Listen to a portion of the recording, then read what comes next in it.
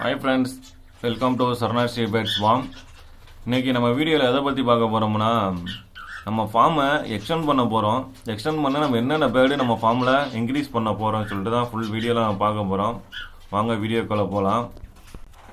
அதுக்கு முன்னாடி பார்த்தீங்கன்னா நம்ம ஃபார்மோட சின்ன ஒரு அப்டேட் உங்களுக்கு நான் சொல்லணும்னு சொல்லிடுறேன். நம்ம ஃபார்மில் கிட்டத்தட்ட 1000 இன்வெஸ்ட்மெண்ட் பண்ணியிருக்கோம். நிறைய பேர் கேட்குற கேள்வி என்னென்னா, ஆனால் நீங்கள் எவ்வளோ இன்வெஸ்ட் பண்ணியிருக்கீங்க, எவ்வளோ இன்வெஸ்ட் பண்ணி மாதம் எவ்வளோ சம்பளம் எடுக்கிறீங்கன்னு கேட்குறாங்க. நான் ஓப்பனாக சொல்ல போனால் என்னோடய ஃபார்மில் ஒரு 4-5 லட்ச ரூபா இன்வெஸ்ட் பண்ணியிருக்கேன்னு வச்சுக்கோங்களேன். கிட்டத்தட்ட கூண்டு மட்டும் கேச்சு மட்டும் நம்ம மெஸ்கேச் நம்பர் 2 தடவை மாற்றிட்டேன்.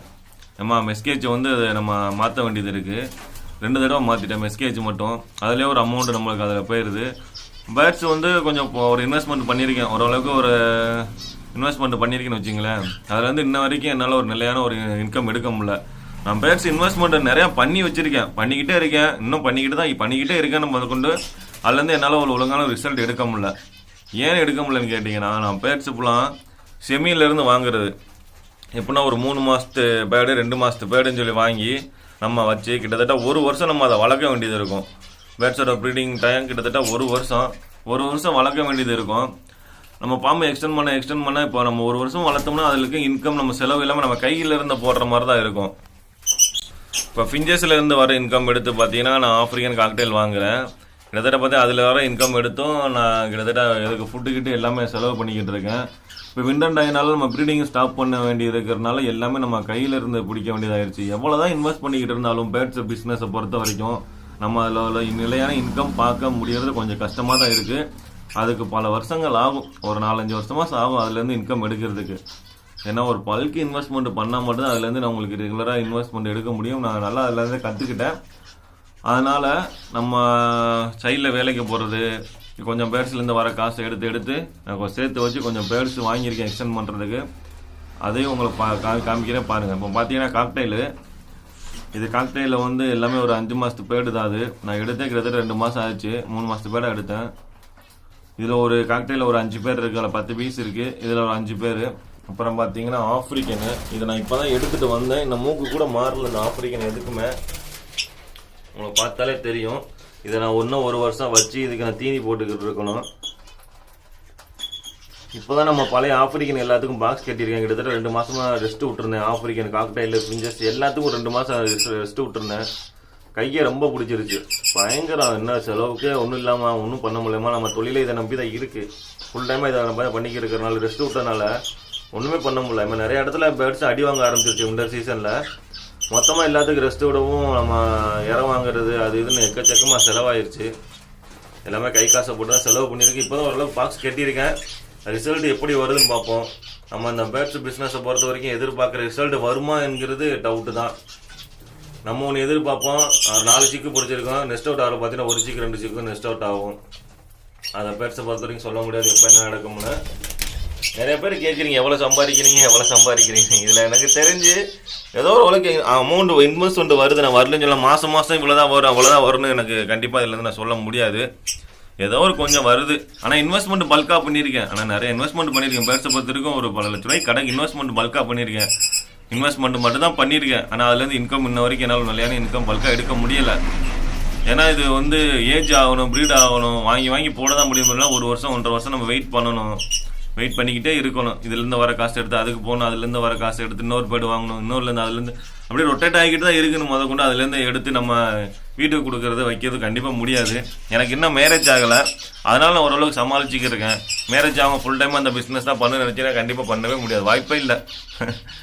ஆமாம், நம்ம பேர்ட்ஸு கரெக்டான டயத்துக்கு ரெஸ்ட் விடணும், வைக்கணும், நிறையா ப்ராசஸ் இருக்குது. அதனால் இன்வெஸ்ட்மெண்ட் பல்காக பண்ணால் மட்டும்தான் ஒரு பெரிய பீடர்ஸ் மட்டும்தான் அதுலேருந்து இன்கம் மாதம் மந்த்லி ஏதாவது மாற்றி ரொட்டேட் ஆகிக்கிட்டே இருக்க முடியும். ஒரு பேர்டு ரெஸ்ட் விட்டால் இன்னொரு பேர்டில் ப்ரீட் ஆகலாம், அதுலேருந்து வர இன்கம் எடுக்கலாம். அப்போ அது 2 ரெஸ்ட் விட்டால் இன்னொரு பேர்லேருந்து எடுக்கலாம். அந்த மாதிரி எக்கச்சக்கமாக இருக்கும். ஆப்ரிக்கனில் ஒரு 10 பேர், காக்டெயிலில் ஒரு 10 பேர் இப்போ நான் எக்ஸ்டெண்ட் பண்ண போகிறேன். அப்புறம் பார்த்தீங்கன்னா இங்கேயே நம்ம ஆப்ரிக்கன் போட்டு வச்சுருக்கோம். எல்லாமே செமி தான். இது போல் தனியாக பேர்ட்ஸ் ரூமில் தனியாக போட்டு வச்சுருக்கேன். ஃபிஞ்சஸும் கொஞ்சம் நம்ம ஒரு எக்ஸ்டெண்ட் பண்ண போகிறோம். எல்லாம் அந்த க்ரஸ்டடு, டஃப்டு, அப்புறம் வந்து பிளாக் சிக்கு, பிளாக் ப்ரெஸ்டடு எல்லாமே நம்ம ஃபிஞ்சஸை எக்ஸ்டெண்ட் பண்ண போகிறோம். அதையும் நான் உங்களுக்கு காமிக்கிறேன். இதில் கிட்டத்தட்ட ஆஃப்ரிக்கனில் 10 பேர், காக்டெயிலில் ஒரு 10 பேர் நம்ம எக்ஸ்டெண்ட் பண்ண போகிறோம். வாங்க நம்ம பழைய ஃபார்மில் போய் அங்கே என்னென்ன ஸ்டாக் இருக்குன்னு அதையும் பார்ப்போம் எக்ஸ்டெண்ட் பண்ணுறதுக்கு. ஃப்ரெண்ட்ஸ், இப்போ பார்த்தீங்கன்னா ஃபார்ம்லேயே கொஞ்சம் எக்ஸ்டெண்ட் பண்ணுறது கொஞ்சம் பேர்டு வாங்கி வச்சுருக்கேன், அதையும் காமிக்கிறேன். இதையும் பாருங்கள், மாஸ்க்கு ஒயிலெட்டு எல்லாம் வாங்கி வச்சுருக்கேன். ஒயிலெட்டு தனியாக இருக்குது, அதையும் காமிக்கணும் உங்களுக்கு. இதையும் எக்ஸ்டெண்ட் பண்ணுறதுக்கு தனியாக வச்சுருக்கேன், எல்லாம் செமி தான். அடுத்து எக்ஸ்டெண்ட் பண்ணி போடுறதுக்கு நம்மக்கிட்ட கூண்டு வைக்கிறதுக்கு இடம் இல்லை. அதுக்கு என்னென்னா அந்த மாடிக்கு மேலே நம்ம செட்டு போட வேண்டியிருக்கு. செட்டு போட்டால் தான் வைக்க முடியும். செட்டு போடுறதுக்கு இப்போதைக்கு நம்ம அமௌண்ட் இல்லை. நான் வந்து இந்த பேர்ட்ஸ் பிஸ்னஸ் மட்டும் ஃபுல் டைமாக நான் அது இப்போதைக்கு நான் ஃபுல்லாக பண்ணிக்கிட்டு இருக்கலாம். சைடில் 2-3 பிஸ்னஸ் பண்ணுறதுனால ஏதாவது ஓரளவுக்கு சமாளிக்க முடியுது. அதுலேருந்து வர காசை எடுத்து மேலே செட்டு போடணும். செட்டு போட்டு இந்த மேலே போலாம் கேஜி வாங்கி விடணும். கிட்டத்தட்ட ஒரு 3 மாதத்துக்கு அப்புறம் இப்போ தான் நான் ஆஃப்ரிக்கனுக்கு, காக்டெயிலுக்கு, கண்ணூருக்கு எல்லாம் பாக்ஸ் கட்டியிருக்கேன். கண்ணூருக்கு பார்த்தீங்கன்னா 7 மந்த்லேயே பாக்ஸ் கட்டிட்டேன். தப்பு பண்ணிட்டேன். 1 வருஷத்துக்கு அப்புறம் தான் பாக்ஸே கட்டணும். நம்ம முன்னாடியே கட்டிட்டேன். அதனால் சரி கெட்டினது அவுக்க வேணாம்னு சொல்லிட்டு அப்படியே விட்டுட்டேன். அது எப்போ முட்டை விடணும் விட்டுன்னு சொல்லிட்டு அப்படியே விட்டாச்சு. காக்டெயில் எல்லா பேருக்கு இப்போ தான் பாக்ஸ் கட்டியிருக்கேன். எல்லாம் 3 மாதத்துக்கு அப்புறம். ரொம்ப கஷ்டமாக இருந்துச்சு. நம்ம ஒரு தடவை 4 மாதமாச்சு ரெஸ்ட்டு விடணும்னு சொன்னாங்க, கண்டினியூ ப்ரீட் எடுத்ததுனால. ஓகே, பரவாயில்ல. வேறு இதில் இருந்து இன்கம் வரனால இதில் நம்ம சமாளிக்க முடியுது. இங்கே இருக்க ஃபிஞ்சர்ஸ் கிட்டத்தட்ட இதில் 30 பேருக்கு எதுக்குமே நான் பாக்ஸ் கேட்டல. எல்லாமே ரெஸ்ட்டில் இருக்குது. கிட்டத்தட்ட ஒரு 2-3 மாதமாக இதுவும் ரெஸ்ட்டில் தான் இருக்குது. ஃபிஞ்சர்ஸுக்கு எதாப்பில் எக்ஸைட்டிவ் ஃபிஞ்சர்ஸு எல்லாத்துக்கும் சும்மா தீனியாக சும்மா செலவு பண்ண வேண்டியிருக்கு. நம்ம சாப்பாடு போட வேண்டியிருக்கு. எல்லாத்தையும் கழட்டி தொங்க போட்டு வச்சாச்சு. இப்போ உங்களுக்கு தெரியும் இதுலேருந்து நம்ம எவ்வளோ மாதம் இன்கம் எடுக்க முடியும், என்ன பண்ண முடியும்னு சொல்லிட்டு. 5 உள்ள ஃபார்ம் ஃபிஞ்சர்ஸ் எல்லாமே அப்படி தான், எல்லாம் ரெஸ்ட்டு விட்டுருக்கோம்.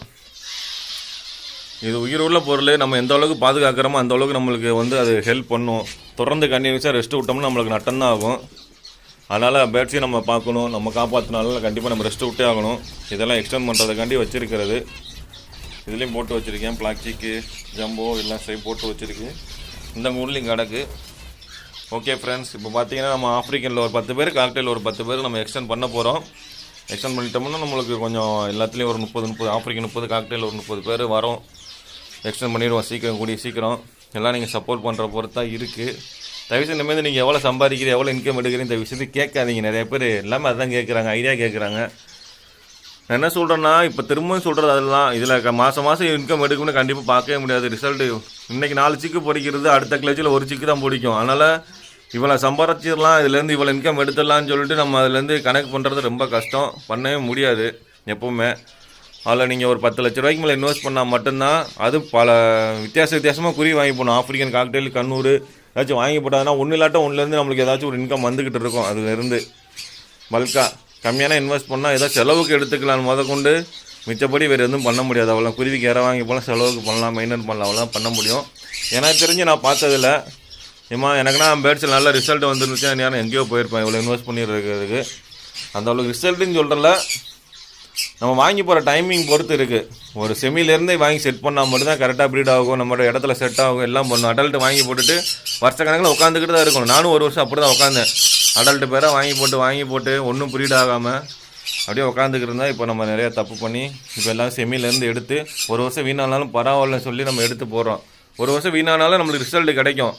அடல்ட்டு பேர் நம்ம 1 வருஷம் வாங்கிட்டு உட்காந்துக்கிட்டு தான் இருக்கும், ரிசல்ட்டே இருக்காது. ஓகே ஃப்ரெண்ட்ஸ், நான் நிறையா பேசிட்டேன்னு நினைக்கிறேன். இன்னொரு வீடியோவில் உங்களுக்கு நான் தெளிவாக சொல்கிறேன். முடிஞ்ச அளவுக்கு வீடியோ சப்போர்ட் பண்ணுங்கள். Thank you friends.